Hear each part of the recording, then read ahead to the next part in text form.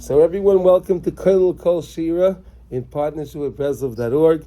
So we're here, Baruch Hashem, live in the Young Israel of Woodmere. We're on our Zoom, and Baruch Hashem, hopefully we'll have a beautiful class together.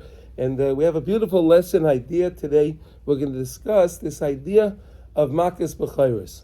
Okay, so this is that was the final blow that Hashem gave to the Egyptians. And only at that time did the Egyptians say, "Get out of here." But not before that. It's strange, right? The country was totally decimated, right? They didn't have water, they didn't have fish, right? And then they had the locusts, and they had the lice, and they had wild animals, and they had all these things that were phenomenal. But all of those things was not enough to allow them to go out. Yes, go ahead, Yaakov. They didn't have rice on them. They didn't have what? What was that word? That inflicted the previous power when he took the wife.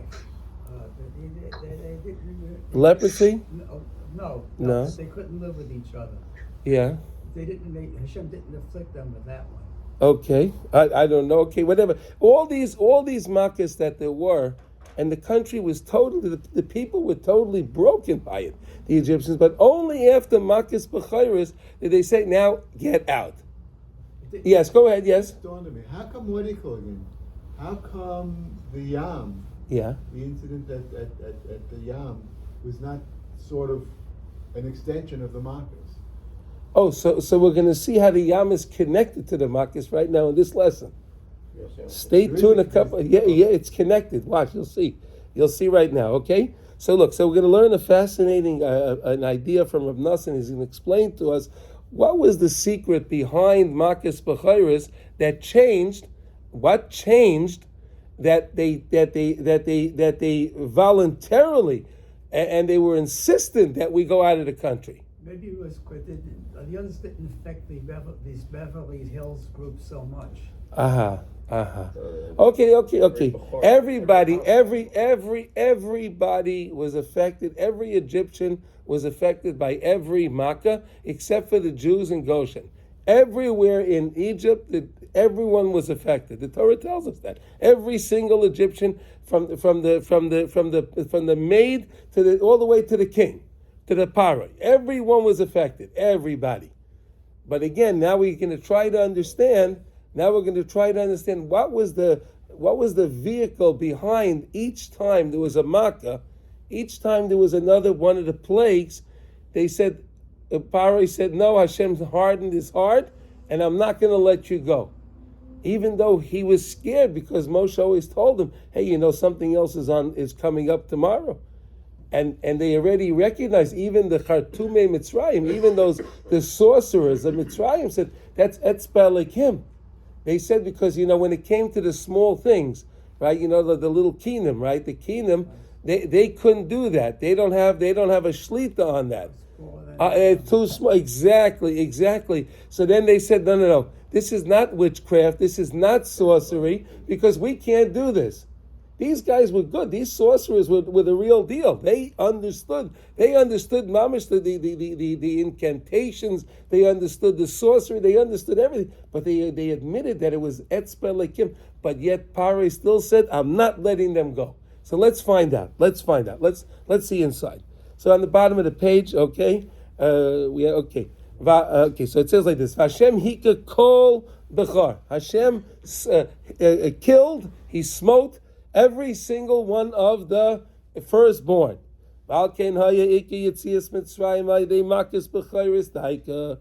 therefore, the Yetzias Mitzrayim was specifically took place. The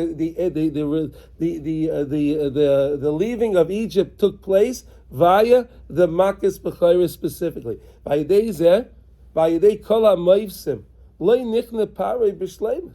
All the other miracles, like we were talking a minute ago, all the other miracles, Paro was not subdued. He wasn't convinced. He was able to always withstand. He was able to withstand, but this Makkah, he couldn't. And why is that? But look what happened. Vaychazek es libay at shehevi all of Makkahs. HaKadosh Baruch Hu hardened his heart until he was able to bring upon bring upon these great makas. The next page, everybody. Okay. B'chayri Yisrael nitzalu. But the Jewish people, the Jewish firstborn, they were all saved. Hashem said, anyone that we had the carbon Pesach, right? We learned about that a few years ago. That because we had the Mesiras Nefesh, right? We had the Mesiras Nefesh. The Medrash says that the Mitzrayim would see us taking our little sheep, our little goat for the carbon Pesach, and we would be walking into the street, and they would say, "What are you doing with it?" "Oh, this is going to be our sacrifice." Now we know that the Egyptians worshipped these animals, right? But yet we were still able to have that Mesiras Nefesh, and we were following the Ratzon of Hashem. And Hashem said, we slaughtered the carbon, and we had to take the blood and put it on the two doorposts and the lintel of our house. And HaKadosh Baruch Hu said that He passed over because of that. Okay, Uvazeh Nichna Bechinas Bechad the Sitra Achra. So with this, we were able to subdue the Bechar of the other side. See, everything we're going to learn, we're going to stay tuned for a few more minutes, and he's going to explain right now. V'nis Allah, v'nis Gadol, Bechinas Bechar de Kedusha. So the Bechar, there's a Bechar of Kedusha, and there's a Bechar of impurity. There are two. There's a concept of, we're learning a concept here. There's a concept of purity and impurity. There's the firstborn of purity, the firstborn of impurity. Just stay tuned. Shehu bechinas avodas hatfila, and this is avodas hatfila, tefillah, davening. The bechar of kedusha is connected to tefillah. The Rebbe is going to explain. Now look at this. Now, oz nisgala pulas tefillas Yisrael, and then it was revealed what we were able to be, what was caused by our davening, the pula, what we were able to accomplish by our davening, v'tzakosam, kol yemei agolas, all the days. We were in Mitzrayim for 210 years, right? And we were crying to HaKadosh Baruch Hu from the beginning of part in Shemais, Parshas Shemais. We were crying to the Rabbeinu Shalom. We were crying to the Rabbeinu Shalom. We were tzaka. We were crying out to the Rabbeinu Shalom. V'oz nigalu v'yotzim mitzrayim v'oz niskatchu abechayros. And at that time, we were able to then leave Mitzrayim, and we were able to sanctify. We're able to sanctify the bechayros of Yisrael. HaKadosh Baruch Hu made, right? We're going to see now. Kamosha Kosav Kadesh Li Kol Bechar. Right? We have the parsha of the Bechar. Right? Every time we know if there's a Jewish boy is born, right, to a Yisrael, so then he has to have a pig. He has a pidyon haben on the 30th day, right? Kadesh Li Kol Bechar. Every firstborn from the Jewish people. We also do that with a donkey. I don't know if you ever saw that, right? Petach Hamar. I went one time. Saw that. It was a beautiful, beautiful thing. Yeah. I'm a what? Yeah. What, you want to say something? You saw them redeem him? Yeah, they redeemed the donkey. Yeah. It's a fascinating thing. Yeah. It was an amazing thing. You saw that? I was there. It was through Camp Jeb. Jeb had it. They have the Camp Nagila, and they had a thing over there. I'm on the board of directors of the camp, so they had me go over there. It was a beautiful, beautiful, beautiful thing. It was amazing to see. Anyway, so that's the idea. Kadesh li kol bechar. All at that time, HaKadosh Baruch Hu said that all becharim are for me.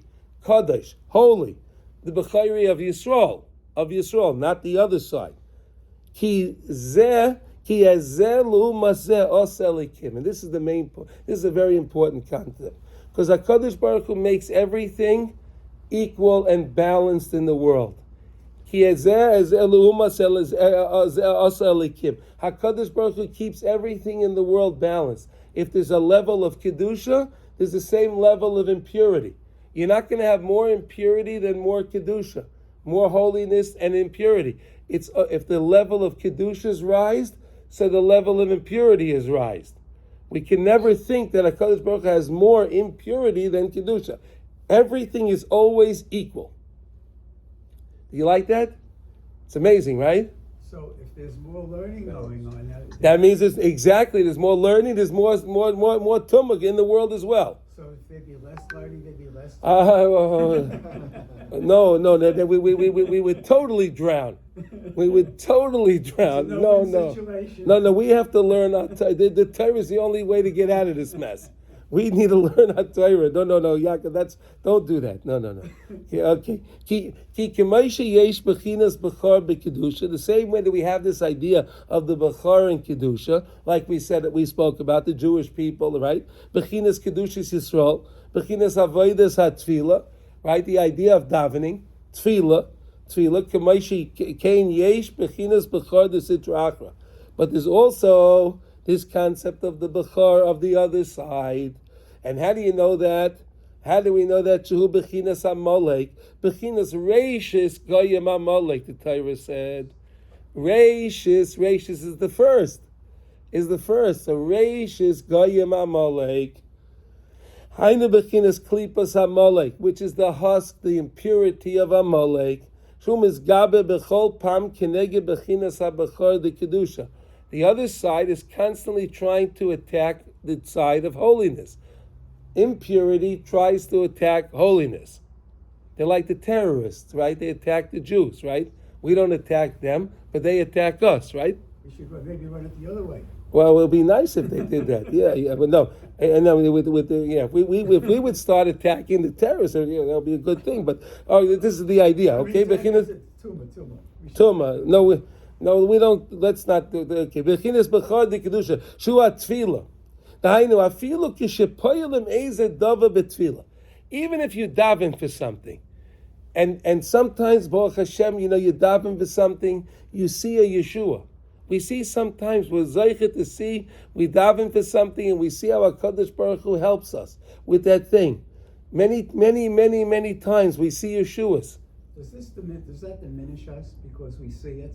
No, not at all. Doesn't diminish us. No, No, HaKadosh Baruch. No. You see the results, that's a hana. You have a hana, but it also gives it's empowering. It gives us an empowerment when we see that, and it gives us the credit to go on. But it's also assuming that we have the sliss to see it. Okay. That's like giving birth again to something, the salvation. When you have a problem, and then you see the salvation comes, that's like the salvation came about. Hu misgaber umachnes kfiras. So what happens? The other side sends into the mind. He sends into our mind a little bit of kfira. That he wants us to always think that, why are you davening? Why are you always davening? Is Hashem really listening to your tefillah? Who am I to daven? What I know all the things I'm involved, and I can be the one to daven. This is all the kfira that the other side tries to put inside of us.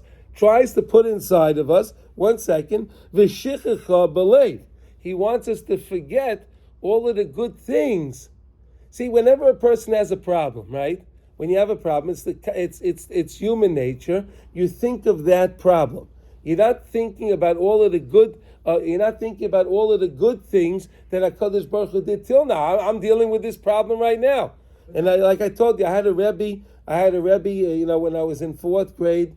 And we were into the baseball. All the kids were baseball with the averages and the cards and all of that. So listen, when you're in that grade, that's very important. Okay, so the Rebbe gave us a beautiful example. He taught us something, and I use it all the time. He said like this. He said, you have to always see HaKadosh Baruch Hu's average.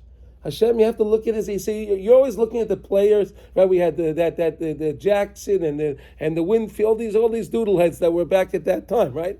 So, but he said he used it for something of kedusha. You look at the way Hakadosh Baruch. You have to look at his average. Look back at Hashem and look at all of the good things that Hashem did and all that he accomplished. He said like this, he said when a baseball player goes to bat, and if a baseball player has, let's say, a 380 average, right? So that means he's a pretty good player, but he only has 38%. It goes out of 1,000. All right? You never see a baseball player batting 1,000. It doesn't exist. They're not going to hit every ball. They're not going to have a perfect record. They're going to strike out. They're going to this and that and the other thing.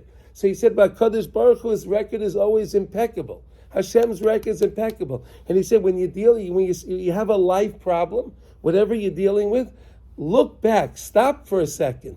Look back and look back at how Hashem saved you out of all of those things till now. All of those thousands and thousands of things that you had problems and problems that you didn't know how you were going to get it. But every single time it worked out so nice. And even the things you thought didn't work out nice, they were nice too. You could realize it later. You realize it later. You see how wonderful Hashem is. But the Sitra Achar, he wants us to forget all of that. He wants us to just see the problem right now and think, why am I going to bother davening to Hashem? Look, I have a financial problem. I know this guy. I'll call him up. I know this guy. I'll go here. I'll go watch another, a seminar on how to make money.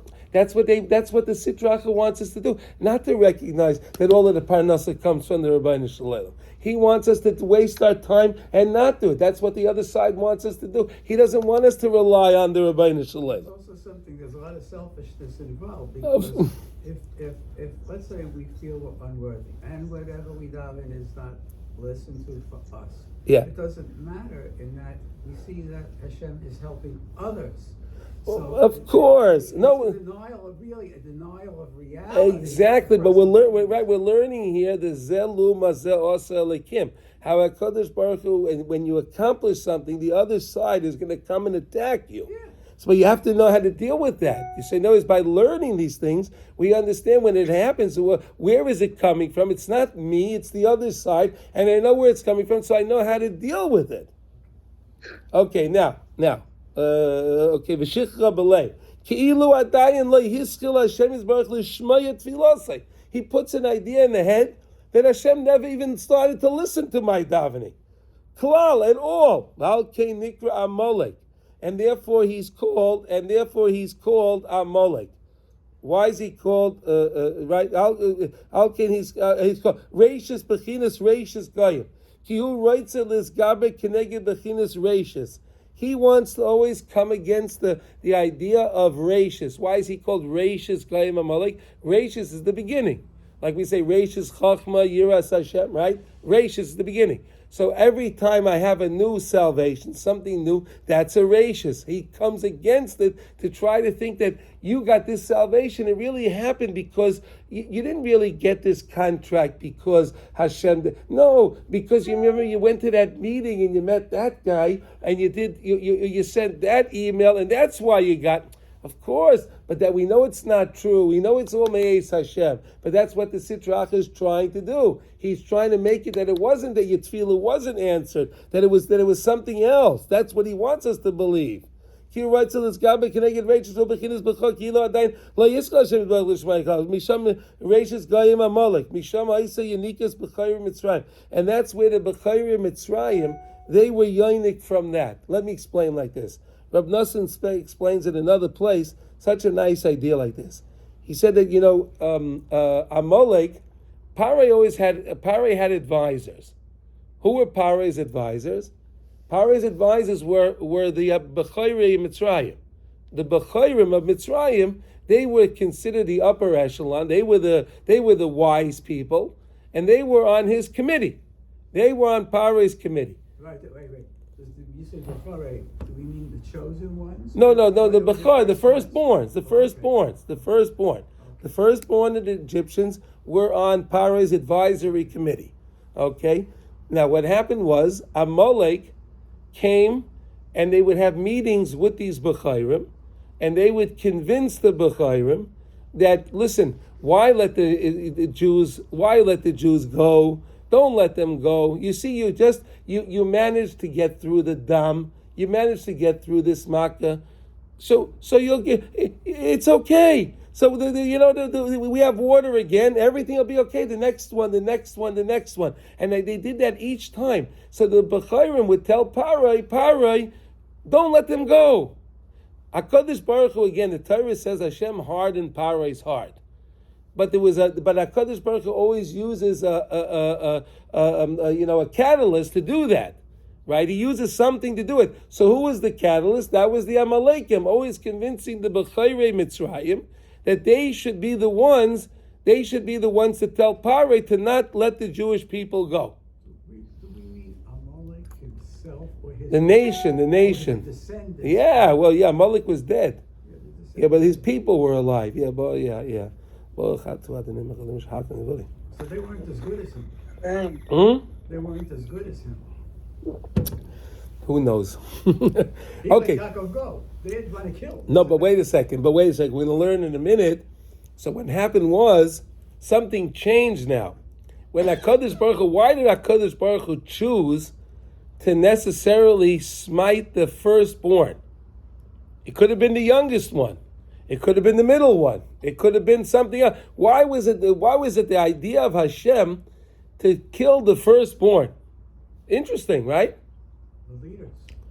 Exactly. Those were the leaders. Now, what happened was after the Makkah came, and all those B'chayrim, all of the advisory panel, they were all dead. There was no one there. So no one was telling Paroi not to let them go. No one was telling Paroi. No one was edging him on. No one was encouraging him to keep the Jews in Mitzrayim. Watch how it works now. Ki Amalek kailel kol ha'akim. Because Amalek is inclusive of all the nations of the world. Ubefrat Mitzrayim, specifically Egypt. Kisar shel Mitzrayim, hu Edom, shehu Amalek. We know Edom gave birth to Amalek. Edom, the nation of Edom from Esav, right? Edom gave birth to Amalek. It was one of Esav's grandchildren was Amalek. All right? And that was the Sar, that was the Malach over every nation has their own Malach. The Medrash tells us that. Every nation has their own Malach. The Malach of over Mitzrayim is the Sashal the Sashal is Edom Amalek. V'al Kain al Yedei Shehika Hashem b'Chayri Mitzrayim. Now through HaKadosh Baruch Hu smiting all of the B'chayri Mitzrayim, Ayidei Zeh Nifsak v'Nitak Yenikas Mitzrayim b'Chinas Klipas Amalek Shel Kol HaGolus Al Yodai.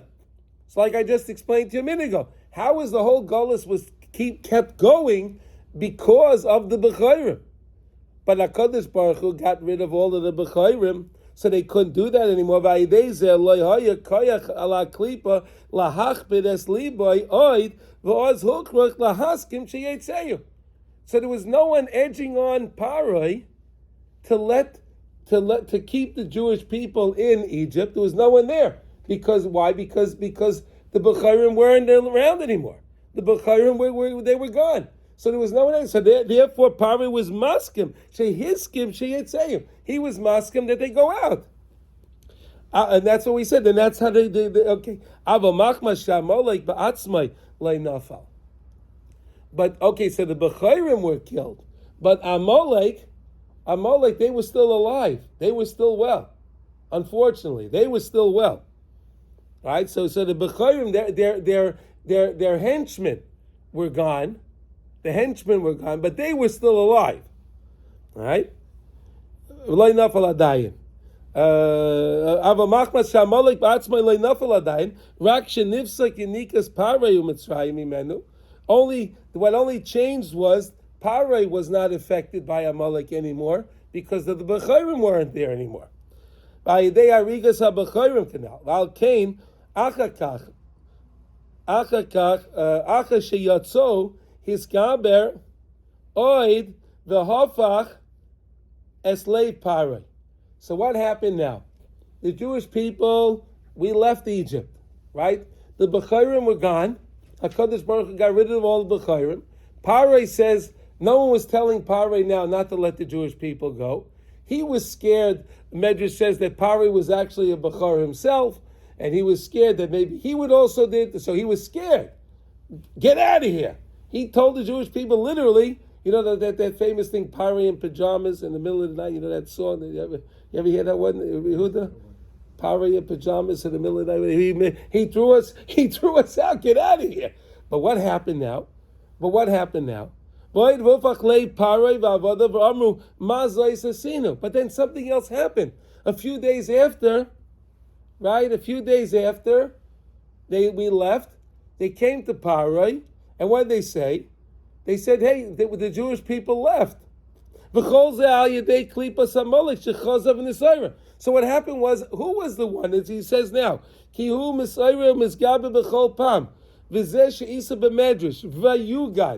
And that's what the Medrash says, Vayugad. It was told over. It was told over. Ki barach ha'am, she'amagid haya Amalek hainu. Amalek, the nation of Amalek, were the ones that came to Parai and said to him, hey, they left. They left. In other words, the Makkah was already over, right? Makkah's Bechiris was finished. So Parai wasn't scared anymore. And then now, and Parai was kind of assessing the damage of his country. But then he was saying, the Amalek came and Amalek said to Parai, hey, they left. They left. Wow, those guys left and they're the ones that caused me all this damage in my country. He got very upset because Amalek came. Why? Why did Amalek come? Because there was no one to do their dirty work, so they had to come themselves. They came to Parai themselves. Watch how it goes now. Vayuga ki barach ki hamagid va'amesus leParai lema sheYisrael baruchu sheyizgaber lirdoi v'achareim ze Amalek. Who was the one that convinced? Who was the one that convinced Parai to go and chase after the Jewish people? That was Amalek. Kizem masa Amalek shedisgaber b'chol pam vayichash hakol vayachnis shichacha v'tausim believe. He makes the heart forgetful and he makes the heart make mistakes. Kilu lo yaya dayan shum Yeshua chas v'shalom. He wanted Parai to come, and he wanted Parai to attack the Jewish people, to come and attack us and bring us back. So now what happened? Parai and his army, they fell where? In the Yam Suf. Remember before you were asking me how the Yam Suf was connected to Makkah's Bechiris, right? So what happened? Right after Makkah's Bechiris, the Egyptians were told by the Amalekim now, the Jews left. So Parai gets his army together, and he takes all the riches of the nation, and he goes charging after the Jewish people. Right? Is that what happened? Right? But now what happened? After that, HaKadosh Baruch Hu split the sea. HaKadosh Baruch Hu splits the sea, and when HaKadosh Baruch Hu splits the sea, what happens? We go through, we're safe, and HaKadosh Baruch Hu closes the water on all of the Egyptians, and they got spit out. Okay? So what happened now?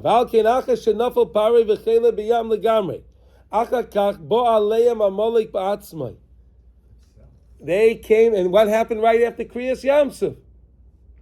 We have Melchemes Amalek. Amalek came and attacked us. Remember? Right then and there. Now the story is we're trying to make sense of the whole story. Why would Amalek attack us right after Kriyas Yamsuf? Think about it. HaKadosh Baruch Hu, everyone knew in the world Mitzrayim was the greatest metropolis of the world at the time. And everyone knew that Mitzrayim was decimated. Everyone knew that. And now they heard that the Egyptians were chasing after the Jews, and the Egyptians went through the sea, and the Egyptians were the ones that were drowned in the sea, and they got spit out.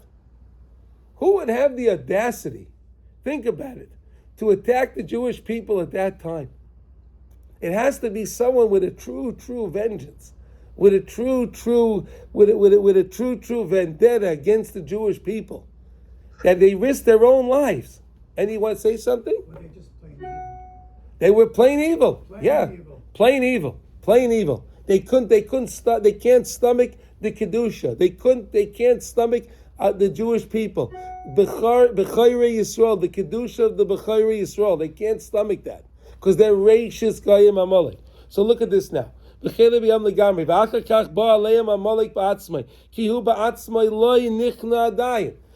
they were not subdued. They would not. We know that HaKadosh Baruch Hu is al case ka, right? Al case ka, right? And we know that Milchemes Amalek is going to be done by HaKadosh Baruch Hu in the end, because only HaKadosh Baruch Hu can get rid of these Amalekim. Okay, Baal Kain Hiskaber Hu Ba'atzmai V'Lo Yistakel Al Kol HaNiflois VaYeshui Shas Hashem Yisbarach Imanu. The Amalekim didn't look at all the salvations. They didn't look at it. They saw the Makkos. They saw Makkos B'chayris. They witnessed the Kriyas Yamsuf. They witnessed how we were saved the Kriyas Yamsuf. But they didn't attribute that to Hashem. They didn't have to. They were ideologues. Amazing, right? But it's an amazing idea. They're